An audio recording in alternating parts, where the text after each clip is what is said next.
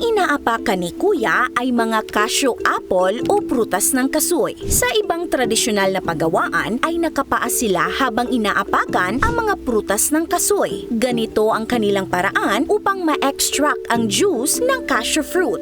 Doon kasi sa Goa, India, ang prutas ng kasoy ay ginagawa nilang alak na tinatawag na feni. Matapos apak-apakan, ang natirang balat at fiber ng prutas ay pinapile, tapos binabalutan ng lubid at pinapatungan ng mga bato. Hahayaan ito magdamag upang masiguro na talagang mapiga at makuha nila ang natitirang katas nito. Sa videong ito naman makikita natin na sobrang daming cashew fruits ang ipinapasok sa isang makina upang mabilis na pigain at makuha ang bawat katas. Ang nakuhang juice ng cashew fruit ay kokolektahin sa isang tangke at i-ferment ito sa loob ng 2 to 3 days. Tapos, isa sa ilalim ito sa tradisyonal na distillation hanggang sa maging malinaw ang kulay nito at ito na ang matapang na alak ng Goa na kung tawagin nila ay feni. Ano nga ba itong feni? Ang feni ay isang uri ng alak na gawa mula sa katas ng cashew apple o kaya naman ay coconut.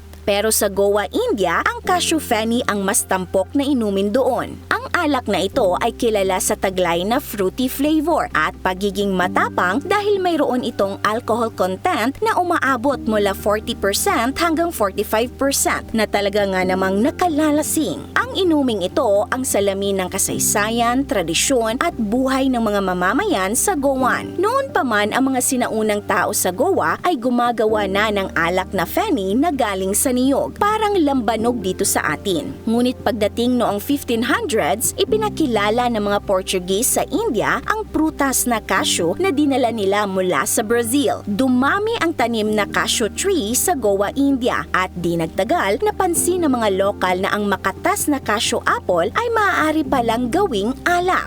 Ginamit nila ang kanilang kaalaman sa paggawa ng coconut feni. Imbes na coconut sap ay pinalitan lang nila ito ng juice ng prutas ng kasoy. At doon na nga nagsimula ang pag-produce nila ng cashew feni. Simula noon ay naging bahagi na ito ng araw-araw na pamumuhay ng mga taga-Goa, India. Hanggang ngayon, ito ang itinuturing na heritage spirit ng kanilang lugar na kumbaga sa atin, ito ang lambanog. Ang paggawa ng feni ay nagsisimula sa pag-aani ng mga hinog na cashew. Ihihiwalay ang cashew nuts, pipigain hanggang sa lumabas ang katas nito at ang nakuhang juice ay ilalagay sa malalaking clay pots o earthen jars para i-ferment ng 2 to 3 days. Pagkatapos ay ililipat sa malalaking container na gawa sa copper at dadaan na ito sa distillation process. Isasalang sa apoy ang copper drum na puno ng fermented cashew juice sa loob ng humigit kumulang 8 oras. Dahil sa init ay magkakaroon ng steam sa loob ng copper drum at ang steam ay dadaan sa isang tubo papunta sa isang tangke na puno ng tubig.